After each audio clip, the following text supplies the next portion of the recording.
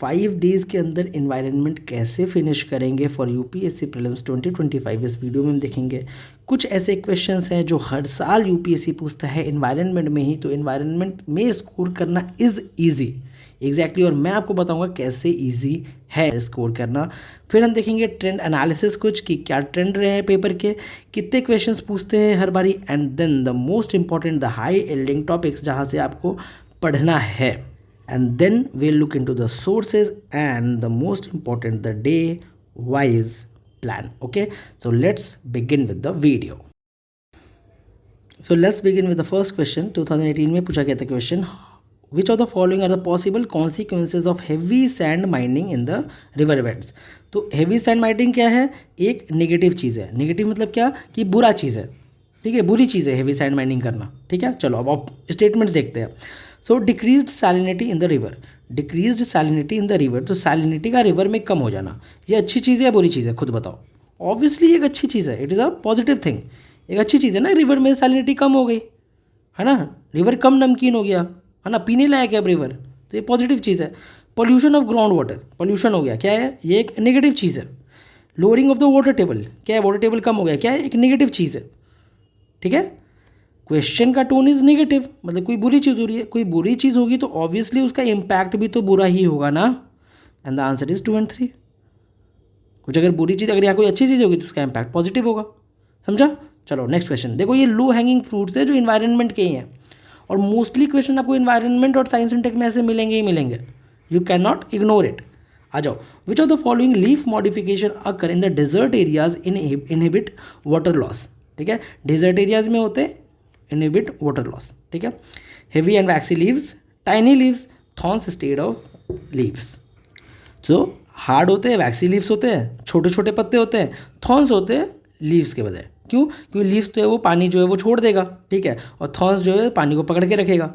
Thorns होते हैं, tiny leaves होते हैं, hard and waxy leaves 1 2 and 3, ठीक है। ये इन्वायरमेंट के ही क्वेश्चन है और हर साल ही पूछते, चलो मैं दिखा रहा हूँ, देखो 2022 का ही क्वेश्चन देखो। Biofilms can form on medical implants within human tissue. Biofilms can form on the food and food processing services. Biofilms can exhibit antibiotic resistance. ठीक है, कि बायोफिल्म ये कर सकता है, बायोफिल्म ये कर सकता है, बायोफिल्म ये कर सकता है। आपको नहीं भी पता है ना बायोफिल्म, ऐसे क्वेश्चन में 1 2 3 मार के आना होता है। वैसे इसका आंसर 1 2 3, अगर इसका आंसर 1 2 3 ना भी होता ना, किसी को नहीं पता है इसका आंसर, नो वन नोज इसका आंसर, ठीक है। एग्जैक्ट आंसर पे नहीं पहुंच सकता कोई, और कोई तुक्के सही कर रहा है मतलब वो बहुत सारे क्वेश्चंस गलत करके आ रहा है, ठीक है। तो ऐसे क्वेश्चन का आंसर 1 2 3 होता है। अगर यूपीएससी कमीशन ने इसका आंसर गलत दिया तो cut off will be -2, simple, ठीक है। बायोफिल्म ये भी कर सकता है, ये भी कर सकता है, ये भी कर सकता है, it can, why it can't, अच्छी चीज़ है, biofilm is a good thing, bio आ गया अच्छी चीज़ है, ठीक है। चलो फिर 2022 देखा, 2023 देखो।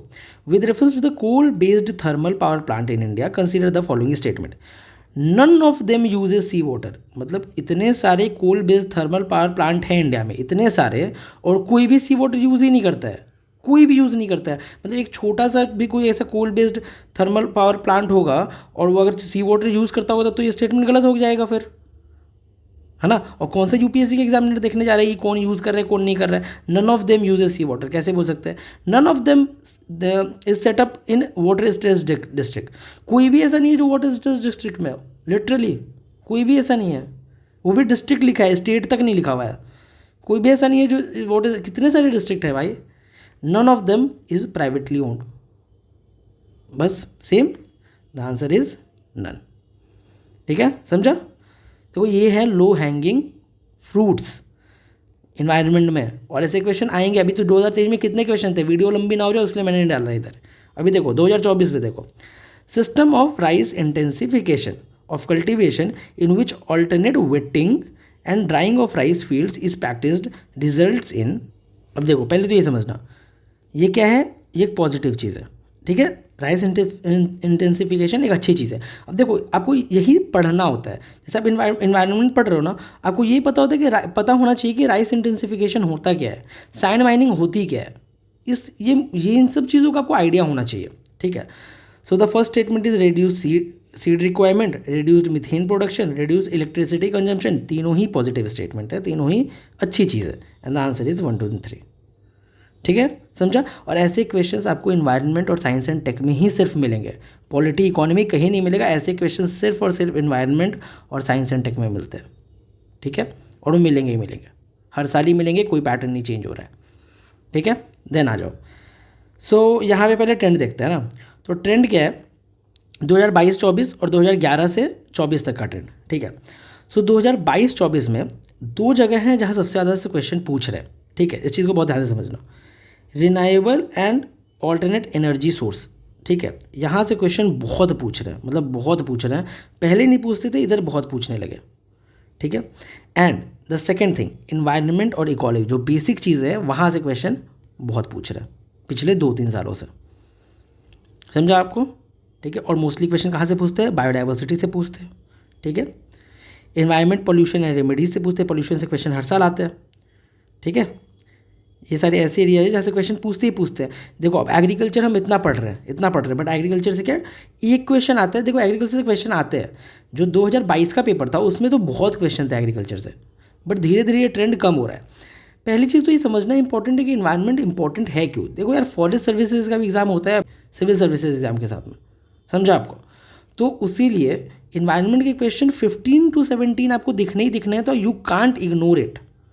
तो ये कुछ हाई यील्डिंग चीज़ें हैं जो आपको देखनी होगी। अभी मैं एक लिस्ट नीचे दिखाऊंगा आपको, ठीक है, बट ये कुछ ऐसे टॉपिक्स मैं बता रहा हूँ जो आपको देखना है, जैसे रिन्यूएबल और ऑल्टरनेट एनर्जी आपको देखना है, इन्वायरमेंट इकोलॉजी बेसिक्स आपको देखना है, बायोडाइवर्सिटी आपको देखना है, पोल्यूशन आपको देखना है। ठीक है, ये सारी चीज़ें आपको देखनी है। और जो ऑर्गेनाइजेशन और ये सारी चीज़ें रिलेटेड चीज़ें होती है, ये तो आप कर सकते हो स्मार्ट वर्क से, स्मार्ट गेस से आप कर सकते हो। ठीक है, देखो वही मैं बता रहा था। देखो आप ये ट्रेंड देखो, 16 में आया 20 क्वेश्चन, 17 में आया 15 क्वेश्चन, 18 में आया 11 क्वेश्चन, 19 में आया 21 क्वेश्चन, है ना, 24 में आया 20 क्वेश्चन। तो on an average 15 to 17 question आपसे पूछेंगे ही पूछेंगे इन एनवायरनमेंट। इतना तो आप समझ के चलो। ठीक है, the next is high yielding topics. ठीक है, सो देखो हाई यील्डिंग टॉपिक्स अपने को कैसे देखना है। बायोडाइवर्सिटी सबसे ज़्यादा क्वेश्चन पूछे जाने वाला एरिया, बायोडाइवर्सिटी से क्वेश्चन पूछे जा रहे हैं। ठीक है, पोल्यूशन, कन्वेंशंस एंड ऑर्गेनाइजेशंस हर साल ही क्वेश्चन पूछते हैं, लॉज एंड पॉलिसीज़, है ना, हर साल ही क्वेश्चन पूछते हैं। ठीक है, एग्रीकल्चर, मैंने बोला था ना एग्रीकल्चर इधर थोड़ा ट्रेंड कम हुआ है, लेकिन एग्रीकल्चर से क्वेश्चन पूछ रहे हैं, है ना। अब देखो टर्म्स इन न्यूज़ में पास्ट 10 ईयर्स के ये हाई यील्डिंग टॉपिक्स हैं, सिर्फ और सिर्फ 7 क्वेश्चन आया पिछले 10 सालों में। तो इट्स नॉट इम्पोर्टेंट कि आप पूरा टर्म्स इन न्यूज़ आके पढ़ो, समझो इस चीज़ को, समझा। वही जैसे मियावाकी मेथड, वोल्बाचिया मेथड जो आया था ना, उसके बारे में ये लिख रहा है, बट इट्स नॉट इम्पोर्टेंट आप कि पढ़ो। आप क्यों पढ़ रहे हो टर्म्स इन न्यूज़? अगर आप ये क्वेश्चन वो छूट भी आता है तो नो इशू। आपकी जो बेसिक बायोडाइवर्सिटी कंसेप्ट है जहाँ से क्वेश्चंस पूछ रहे हैं, आपको वो पढ़ना है, ना कि आप हर एक टर्म बैठ करके याद करते रहोगे। हर एक फॉरेस्ट लॉज बैठ के मत याद करो। 10 सालों में सिर्फ 5 क्वेश्चन पूछा हुआ है, बहुत कम ROI। आप इतना सारा लॉ बैठ के याद करोगे और पूछ क्या रहे हैं, सिर्फ 5 क्वेश्चन। अगर एक क्वेश्चन आ भी जाता है, अगर छूट भी जाता है तो नो इश्यू। क्यों? क्योंकि आपकी बेसिक में प्रॉब्लम नहीं है। इस चीज़ को समझना बहुत ही ध्यान से, समझ रहे आपको। तो it's not important to give it priority, not important कि आप इसको प्रायोरिटी दो। आपको पढ़ना क्या है, तो बेसिक बायोडाइवर्सिटी, कन्वेंशन ऑर्गेनाइजेशन से UNEP हो गया, है ना, FAO हो गया, है ना, फूड एंड एग्रीकल्चर ऑर्गेनाइजेशन, ये सारी चीज़ें पढ़नी है। अब देखो प्रोटेक्टेड एरिया से 11 क्वेश्चन है, तो प्रोटेक्टेड एरिया वो भी जो 11 क्वेश्चन है बहुत ही मेजर प्रोटेक्टेड एरियाज। ये नहीं कि सारे ही प्रोटेक्टेड एरियाज पढ़े जा रहे हैं, सारे वाइल्ड लाइफ सेंचुरी एकदम रटे जा रहे हैं, नहीं।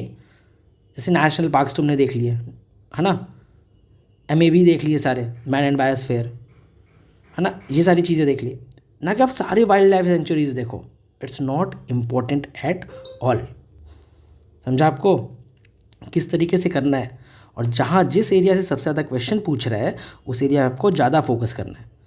ये PDF मैं आपको प्रोवाइड करा दूंगा टेलीग्राम चैनल पे। टेलीग्राम चैनल का लिंक डिस्क्रिप्शन में है, जाओ उधर ज्वाइन कर लेना और उधर आपको ये PDF मिल जाएगा। चलो आ जाओ, सोर्सेज और डे वाइज प्लान देख लेते हैं। सबसे पहला सोर्स है अपना क्लास 12 का बायोलॉजी का NCERT। It is must. पहली चीज़ PMF अगर आपने पहले की हुई है और उसका नोट्स बनाया हुआ है, गो एंड रिवाइज इट, मैं मना नहीं करूँगा। शंकर आपने की हुई है पहले, तो गो एंड रिवाइज इट। अगर आपने पहले की हुई है का मतलब कि आपके पास प्रॉपर नोट्स हैं या आपने हाईलाइट करा हुआ है बुक में, पीडीएफ में, तो गो एंड रिवाइज इट अगर किया हुआ है तो। और अगर आपने नहीं किया हुआ है तो this sources is for you, ठीक है। और किया हुआ है तो आप अपने डिवाइस प्लान को उसके हिसाब से मोल्ड कर लेना, ठीक है। सो इस टाइम पे जब एग्ज़ाम इतना नज़दीक है तो what you have to do, just आप इस पे स्टिक रखना, कुछ भी मत देखना, ना पीएमएफ देखना, ना शंकर देखना, देखना ही मत उधर। अब जो मैं बता रहा हूँ सिर्फ उतना करो, ठीक है। क्लास 12th की बायोलॉजी की एनसीईआरटी, ठीक है, डे 1 आपको कंप्लीट करना है। इसमें क्या करना है, यूनिट 9 बायोटेक वाला पोर्शन, जिसमें आपका साइंस एंड टेक का भी एक कुछ बहुत मेजर पोर्शन कवर हो जाएगा। मैं बता रहा हूँ डायरेक्ट क्वेश्चन पूछे गए हैं इससे अपने एग्जाम में, डायरेक्ट क्वेश्चन पूछे गए, सो मत इग्नोर करना।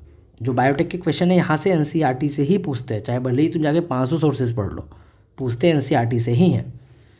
सो इससे डायरेक्ट क्वेश्चन है, बायोटेक वाला चैप्टर आपको करना है unit 9 and then unit 10 ecology वाला चैप्टर, यहाँ से डायरेक्ट क्वेश्चन बनते हैं। हर साल एक क्वेश्चन यहाँ से बनता ही बनता है, ठीक है। तो ये बहुत इंपॉर्टेंट है, ये आपको डे 1 में कंप्लीट कर लेना है, हाईलाइट वाईलाइट करके अच्छे से। नोट्स नहीं बनाना वरना टाइम बहुत ज़्यादा ले लेगा ये, आप हाईलाइट कर लेना, ठीक है। बुक में हाईलाइट कर लेना, पीडीएफ में हाईलाइट कर लेना, जैसे आपको सुविधा लगे आप वैसे कर लेना। नोट्स बना पाओ तो बहुत ही क्रिस्प नोट्स बनाना, ठीक है, बहुत क्रिस्प नोट्स बना पाओ, देन गो फॉर इट।